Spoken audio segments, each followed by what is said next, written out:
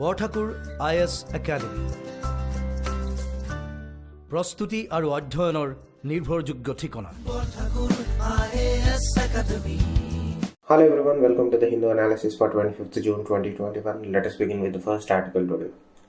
PM backs delimitation exercise grassroots democracy in Jammu and Kashmir. So this is the first outreach by the central government to the political leadership of Jammu and Kashmir post amendment of Article 370. This is the first step in the process towards the delimitation exercise being concluded. After that exercise is done, elections will be taking place for both State Assembly and Lok Sabha.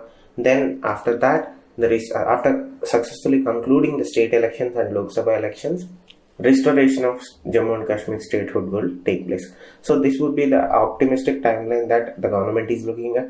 Even the parties are also looking at it. From that perspective, this is just an update in terms of what has been going on in the Jammu and Kashmir Union Territory. So moving on to the next article. Recently, the National Statistics Office released India's GDP growth for 2021. The decline in GDP was pegged at 7.3%, which was slightly better than what was being expected. Now, economic growth, though the perception looked like had taken a major hit due to the pandemic alone, you have to understand that the economic growth in India has been slightly decelerated to 4% in the 2019-20 before the pandemic set in, right? We were already seeing a slowdown in economy, and this was not only limited to the pandemic, post-pandemic, but pre-pandemic also we have been consistently seeing a slowdown in our Indian economy. Now, it has only worsened the situation, that is pandemic only worsened the situation which was already in dire situation. Now, you have to understand that though the government was trying at revival of economy with various programs, nothing were bearing fruit, and then came the pandemic which made things worse.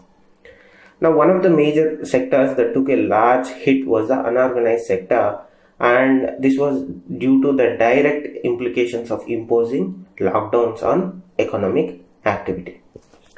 Now, one of the key contributors during the pandemic and pre-pandemic, and might be in post-pandemic economic recovery also, is the resilience of rural economy, and particularly the agricultural sector.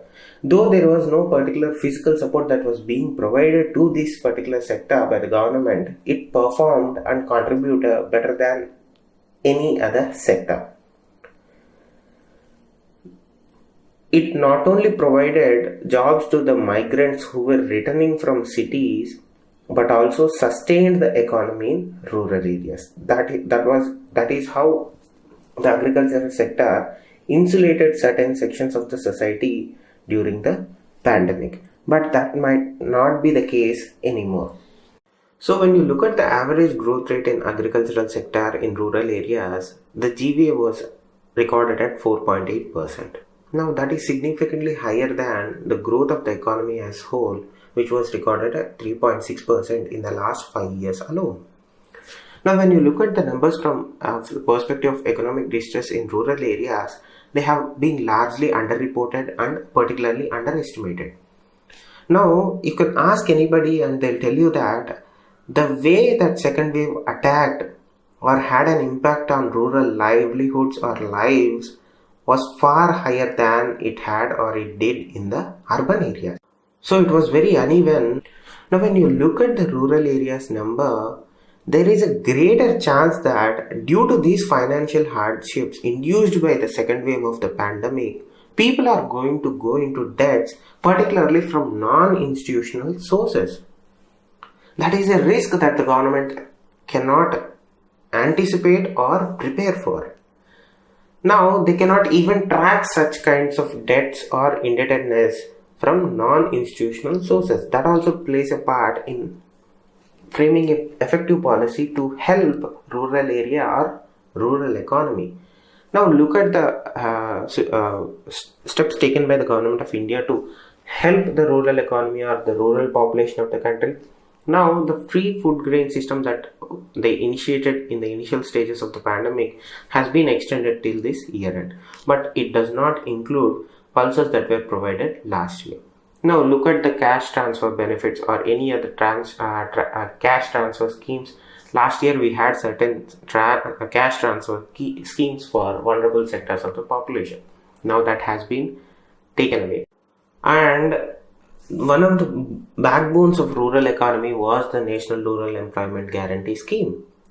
Now, one of the issues with this current year is the government has not increased the allocation for this particular year. They are continuing their old numbers, meaning they were allocating the money that they were allocating last year. They haven't increased to meet the current demand needs. Spoil sport, because when rising inflation is seen, it directly threatens to reduce the purchasing power of the rural economy, which is already struggling because they are directly seeing a decline in income and job losses. Now, one of the major parts of the rural economy are non-farming sector. Now we are directly seeing that particular sector, that is the non-farming sector or non-farm sector, is struggling because of low demand, and as the rise in input costs is getting stronger and stronger every day, their profit margins are also getting smaller and smaller. Input costs, nothing but cost of fuel, cost of raw materials. Yesterday also we studied how input costs or increase in input costs and raw materials are crippling MSMEs. The same thing is happening in non-farm sector of rural economy. Due to high input costs and low demand, their profit margins are getting impacted. Now all these setbacks, despite all these negatives in the rural economy, particularly including the agricultural economy, continues to remain and play a crucial part in India's strategy for economic revival. Now what does that call for? It calls for a very proactive intervention from the government of India. Is the government of India doing that? The answer is a bit of yes and no. Whatever the schemes that the central government came out with to kickstart or restart the economy or prevent further sliding down of economy, they are largely not relegated to other sectors. Whatever the schemes that were being brought were not directly addressing the rural economy issue. Look at the fertilizer rates or look at the price of the fertilizers. Even though the government increased the subsidy, the price of fertilizers remain high. Look at the fuel costs. The fuel costs are higher. The government is not giving any subsidies in that. So it's a bit of yes and no, and this calls for the urgent intervention to support the economic revival of the rural economy, which will directly translate into the economic recovery of the whole country. Now, there are certain issues of economic mismanagement from the central government that has to be also agreed. So when you talk about economic revival of the country, you have to keep in mind how critical and important both rural economy, particularly the agricultural sector or the agricultural economy of country is. It needs intervention of the government and it needs a large scale reinvestment into our rural economy. Moving on to the next article, staging a comeback, re-energizing India's African policy. So let us look at how India and African relation has been. Now Africa is considered a foreign policy priority by India. To large extent, since the current government came into power, they have been prioritizing and have been proactively engaging with African countries.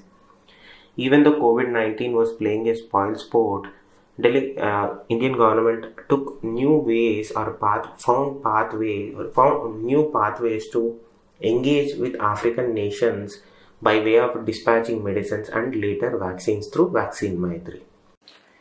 Now the Indian government has to take a pause and do a critical review of whatever the policy that we are implementing and try to rejig it or rework it. Now look at the latest economic data. Now the latest economic data states that the African-Indian trade or the Indian-African trade is on a decline path. Look at the numbers. Bilateral trade was valued at 55.9 billion in 2021. and it fell by $10 billion compared to that of the last year, and 15 billion compared to peak of 2014 and 2015. So it is on a clear downline trend. As far as investments from Indian companies and Indian entities in Africa, they too saw a decrease from 3.2 billion in 2019-2020 to 2.9 billion in 2021. You can say that the pandemic has played a role in that, but nonetheless, despite the pandemic, we have been seeing a decline in India's investment and India's trade balance with African countries. So what to do now? Now, one of the critical markets for India in Africa are South Africa, Nigeria, Egypt, Kenya and Togo. These countries from which India imports the most are South Africa, Nigeria, Egypt, Angola and Guinea. So, India needs to engage with all of these countries on an equitable basis. We have to come up with a policy that ensures that India is not only importing from these countries, India explores furthermore into more markets and diverse markets in Africa. Now, one of the reasons that you can say that total investments over 25 years, that is from April of 1996 to March of 2021, are now just 70.7 billion Indian investments in Africa. When you compare it to that of the Chinese, it is just 1/3 of Chinese investments in Africa. No doubt, COVID-19 had played a role on whatever the numbers that we are talking, but prior to that also, our investments were slowing down and the Chinese were ramping up. Now, what are the top exports to Africa? One is mineral fuels and oils, which are processed petroleum products, pharmaceutical products and vehicles. So India also imports mineral fuels and oils, essential crude oil and pearls, precious or semi-precious stone. These account for 77% of our imports from Africa. According to a recent World Health Organization survey, 41 countries had fewer than 2,000 working ventilators among them. That's a sad situation. You have 2,000 ventilators, that's it. That is not one part of one country, that is all the countries in Africa. 41 countries had fewer than 2,000 working ventilators among them. Despite all these negativities and shortcomings, Africa had been able to pretty much handle COVID-19 better than what we were expecting, because they had experience with Ebola. They had certain institutions in place and mechanisms in place to deal with pandemics, because they were worst hit with the Ebola virus. Now, there is this mad scramble called the third scramble to engage with Africa, particularly external powers engage with Africa as a destination or a market. Now, in the last 2 decades alone, many countries started exploring Africa for their raw material needs, because Africa is a hotbed of raw materials. You can get many raw materials in Africa that you don't have in other countries. That is why many countries, particularly Central Asian countries, North America's countries, all these countries were scrambling to invest in Africa to exploit and explore Africa's raw materials. One of the countries that was most successful in exploiting raw materials from Africa recently has been Chinese, because pre-pandemic they were expanding their footprint in African countries using incentives, using money. With the onset of pandemic, they have been using that pandemic so successfully through supply of medicines and vaccines. This is where we shot ourselves in our own foot with our failure of vaccine diplomacy, because we had our own setback of the second wave. Till that point of time, our vaccine diplomacy was successful and far more effective than that of the Chinese, because the vaccines that we were supplying were far superior than what the Chinese have been supplying. But the moment the second wave hit India, that vaccine diplomacy went out of the window, because we could not even fulfill our own needs. So China was very effective and smart in exploiting that vacuum created by the failure of Indian vaccine diplomacy. Now it is high time for India to re-engage with Africa and sustain an effective engagement policy so that this doesn't happen in the future. Now India has a significant presence in Africa in terms of UN peacekeeping force. We have a large contingent of Indian Army personnel deployed in African countries for peacekeeping missions. And mind you, African countries know this. They know that Indian troops are there and they can trust Indian troops that are deployed on UN peace missions.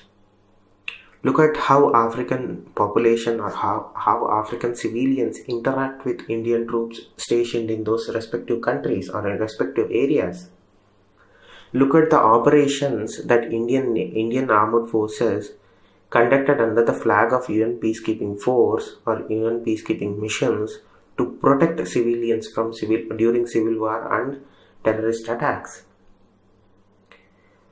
So we need to build our relationship and increase our people-to-people connections through this. Not only business to business or government to business or government to government. It has to be more people to people. Does that mean that we have to import more things from them? Yes, to a certain level you have to do that. Though it is not in your own interest to build a strong and a potential relationship, you have to do that. That is how diplomacy works. Look at Djibouti. There is a naval base, Chinese naval base, some short distance from an American naval base. India has to have certain footprint in Africa, militarily and economically. China is ahead in that curve. India has to catch up. We are saying the right things in all international forums and all international meetings. It has to translate into action. India's role in peacekeeping in Africa is known. Now India has to support Africa in counter-terrorism operations also. Remember we talked about Sahel region, where terrorist organizations are wreaking havoc on the Sahel region countries and how France is exploiting that situation. We don't have to exploit that situation. We have to help them. We have to train them. India is one of the topmost countries that has extensive knowledge and understanding of counter-terrorism operations. Next to Israel and America, nonetheless, they went and fought wars, we didn't go, but we have an extensive knowledge and database on how to carry out, how to train and counter-terrorism operations. Now we have to contribute to that also. How we are investing in infrastructure, education and training of civil servants in Afghanistan, the same has to be done through African countries also. We have to invest into their institutions. We have to train them. We have to enhance their capacity by assisting them. It has to be a mutual relationship, and that is how you edge out the Chinese. Afghanistan, Taliban hates Pakistan.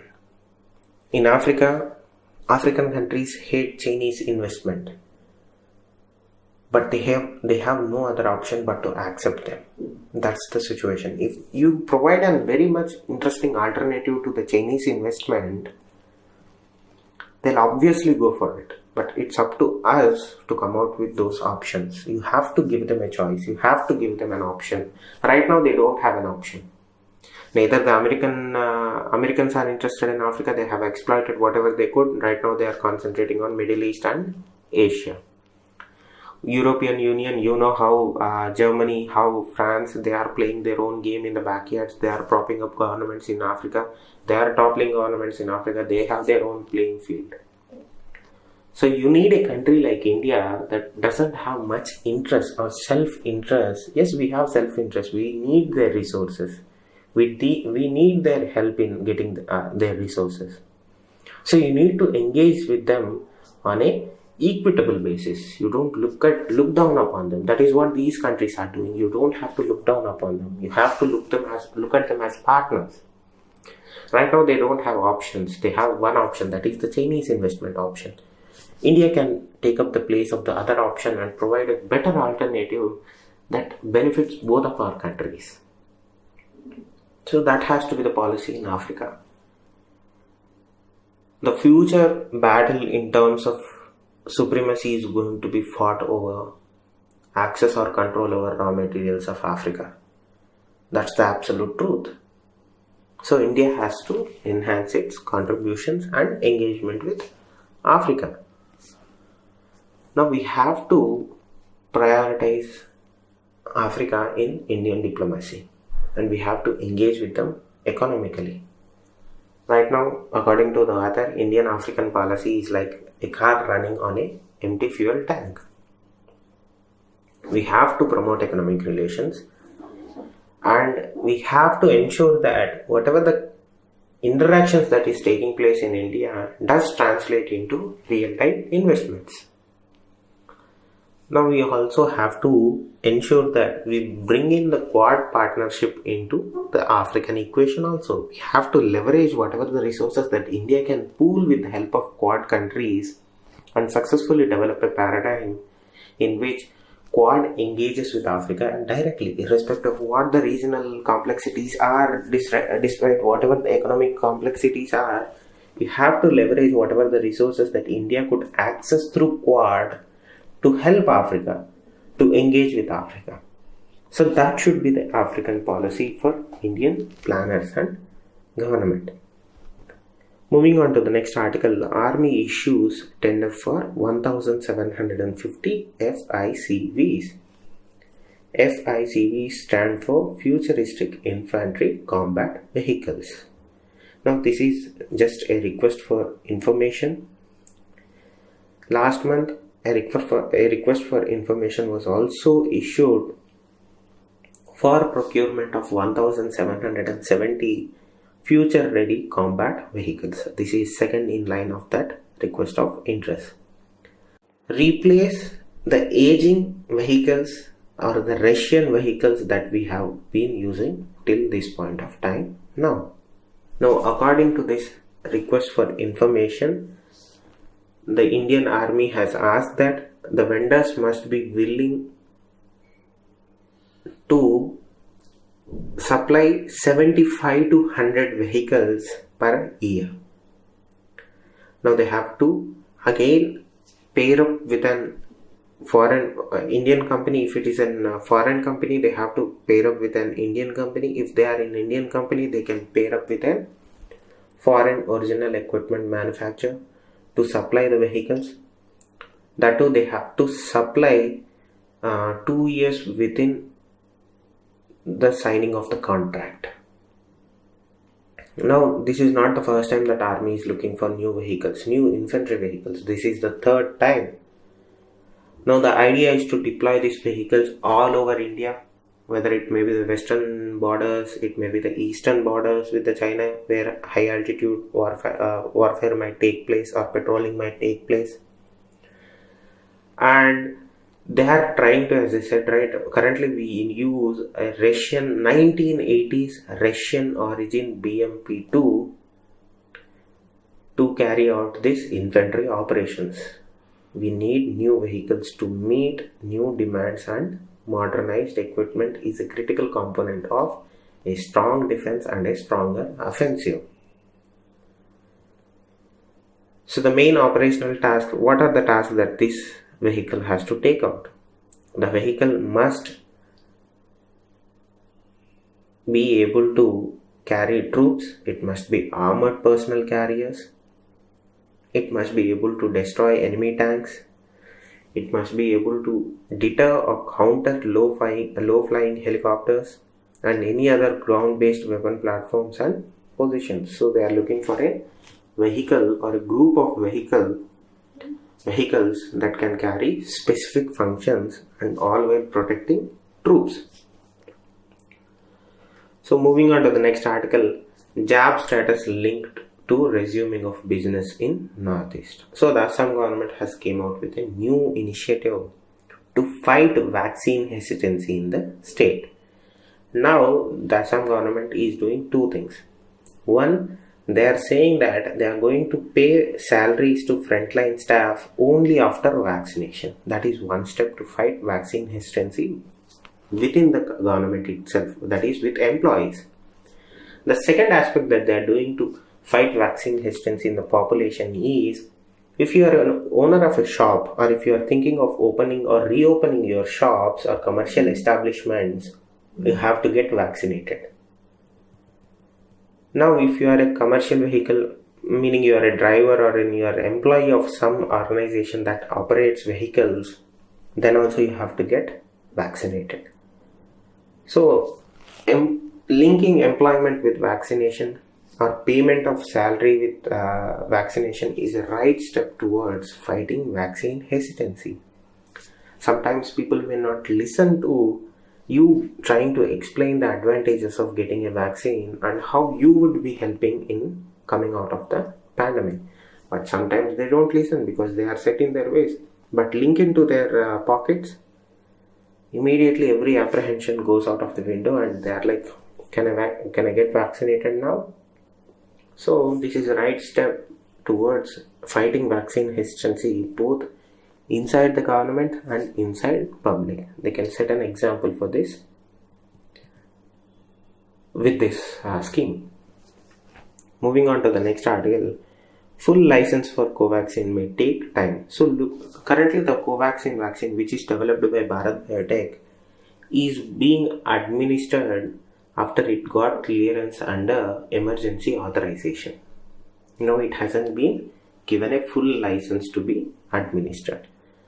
Right now, the company is saying and the officials are saying that it may take more time for Covaxin to be given the full official license for usage, because they are saying that we are waiting for additional data to be further analyzed and studied, then only we can give the full license for Covaxin to be administered in public.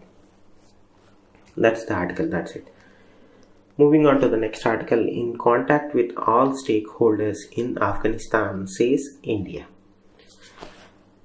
Now this particular statement assumes significance because of the last 2 days articles. The first one was where a Qatari official named Qatani was saying that Indian officials visited Doha and had an informal, unofficial talk with the political leadership of Taliban. Later, the Indian government denied, saying that we never had the talks. Yesterday, the Afghan envoy for India was also saying that though we don't have any confirmation as to whether Indian officials engaged with Taliban or not, but his statement was that in order to find a solution to problems in Afghanistan, India willing to talk with Taliban will always and certainly help finding a peaceful resolution for Afghan problem, was his statement. So again, that assumed significance. Now the Ministry of External Affairs stating this statement that we are in contact with stakeholders in Afghanistan means that whatever the back channel negotiations that we were conducting or we were suggested to be conducting behind closed doors with Taliban seems to be little true. Now we know that why India is being forced. Force is not a right word. India has had this option of not choosing to talk with Taliban earlier because American troops were on the ground. Now we were left with no other option but to engage with Taliban. Imagine if India had engaged with Taliban few years back. We wouldn't be at this problem at this point of time. We wouldn't have to close our embassies because of security threat issues or threat perceptions. if India was willing to engage with Taliban few years back, we would be in a far better advantageous position than what we are in right now. We thought that all Taliban was bad. Now we know that all Taliban is not actually bad. Most of all Taliban hates Pakistan, but all Taliban is not bad. So we need to choose which Taliban or which group of the Taliban to engage with. So this is interesting, right? India is saying that we support all peace initiatives and we have a long commitment towards development and reconstruction of Afghanistan. And if certain parts of the Afghanistan, or if there is a power sharing deal between the Afghan government and the Taliban, India will be left in a lurch. So it's interesting to note that we have some sort of an unofficial confirmation stating that India is in negotiations with Taliban. So we have to wait on how this would translate into real full advantages or actions on field or in field in Afghanistan. Because remember, India is highly invested in Afghanistan. In yesterday's editorial, we talked how the Kashmir problem is tied up with the regional safety aspect or regional security aspect of Afghanistan also, because Taliban can have certain influence on who are being pushed into Jammu and Kashmir, because most of the terrorists that are being pushed into Jammu and Kashmir by the Pakistan through launch pads have some sort of a training or have certain percent of their training taking place in Taliban controlled territory. So we need their help to stem that flow also.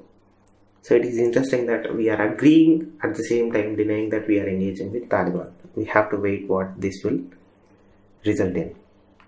Moving on to the next article, Reliance to invest 75,000 crore in new energies.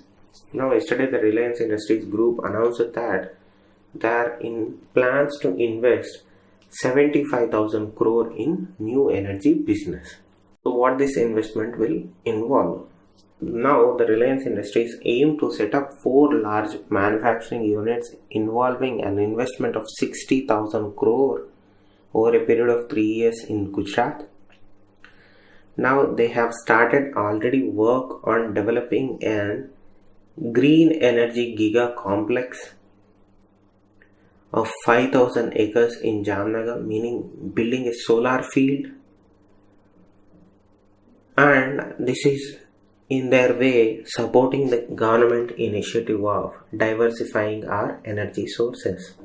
We are heavily dependent on fossil fuels for our energy needs. We need to diversify it. One solution is to exploit solar energy. The other potential is to exploit nuclear energy. India is reconsidering its 3-stage nuclear developmental phase, and India might adopt a flexible stance in nuclear energy generation also, meaning building more nuclear plants to fulfill our own energy needs and becoming self-reliant. India might adopt the France style, where France decided that we are going to build more nuclear plants to fulfill our energy needs. India might adopt that. So that's an interesting that private companies are now exploring new energy areas, particularly solar, and we have to wait how this giga complex that Reliance is building will have future implications on other solar parks or other solar giga fields that might come up in future. Moving on to the next article, ensure GST cuts reach users. Now, the National Anti-Profiteering Authority (NAA) has directed the GST officials all over the country that they have to ensure whatever the cut rates that were being notified by the council, GST council, in regards to COVID-19 related materials be passed on to consumers. Now, the NAA has received many complaints that they are not seeing the tax cuts or the notified rate cuts that were imposed or suggested by the GST council to the COVID-19 materials being not passed to the consumers. So the end goal is to ensure that whatever the relief that the GST Council has been providing on COVID-19 essential should reach the consumers. That means it should reach the people. What we are seeing is the exact opposite of that, and it is up to the GST officers and the NAA to ensure that people are not cheated out of their rights. Thank you. Stay safe. Namaste. Borthakur IAS academy প্ৰস্তুতি আৰু অধ্যয়নৰ নিৰ্ভৰযোগ্য ঠিকনা Borthakur IAS Academy.